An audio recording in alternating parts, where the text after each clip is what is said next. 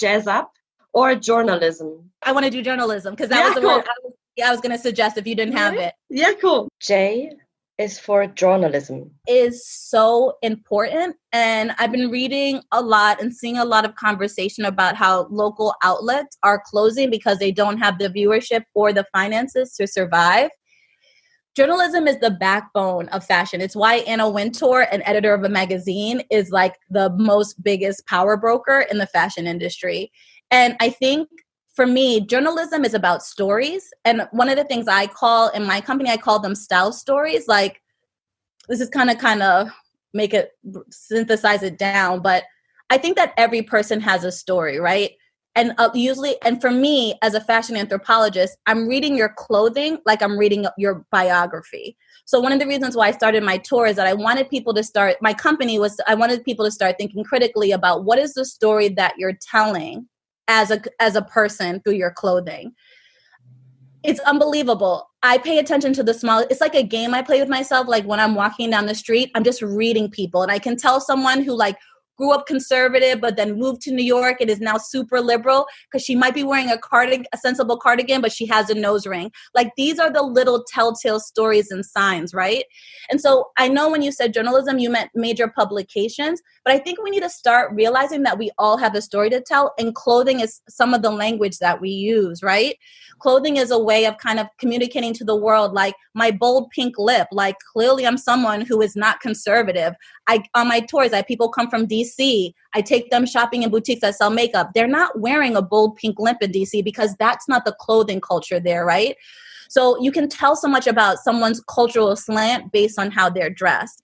And so when it comes to journalism, I know it's not what you meant, but I wish, we would read people more through their clothing and realize that it's such an identifier of who we are and what we value. But I also wish that we would be more conscious about how we're self-authoring ourselves to make sure we're telling the story that we want to tell. When I teach my students, I'll say, you probably thought you bought that dress because Kim Kardashian wore it and that's why you wore it. But no, you are telling your own story. If you put on a bodycon dress that you were inspired to wear because of Kim Kardashian, it's because you have the same thoughts about your body that she does. You appreciate your hips. You celebrate your curves. You want to show people you're unabashedly sexy. Know that that's the story you're telling. Not that you're a Kim Kardashian fan, but that you value similar things to her, but you have your own values and tell that story, right?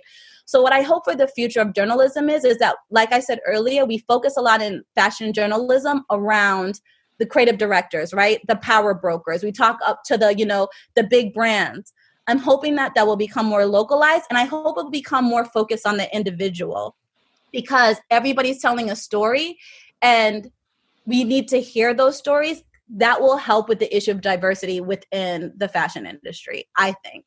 So I hope that people will start writing their own story and start telling their own style story.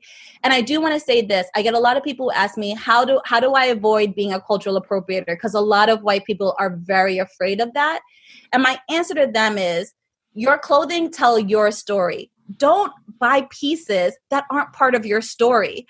Like if you didn't grow up in Africa, if you've never engaged with African culture, if you've never eaten at an African restaurant, if you've never gone to an African club, maybe African print isn't part of your style story. The clothing that you put on your back should reflect your story. Before you buy a piece, does this fit me? Is this who I am? Is this what I want people to know about me before I even open my mouth and say, hi, I'm Mikaila, I'm a fashion anthropologist? Don't buy clothing that's not part of that story. And I think that's the issue. I think a lot of people, especially white people, see cultural artifacts and like, that's really dope. I want to wear that, without thinking, is that really me? Is that really part of my story? And people are interesting. People are diverse. People travel. People live in, like I lived in Africa for a year. I'm Jamaican. So if you engage with that culture, wear it because you've taken the time to understand it, read about it, know about it, expose yourself to it, integrate yourself into it. That's what a lot of minority, marginalized designers are asking.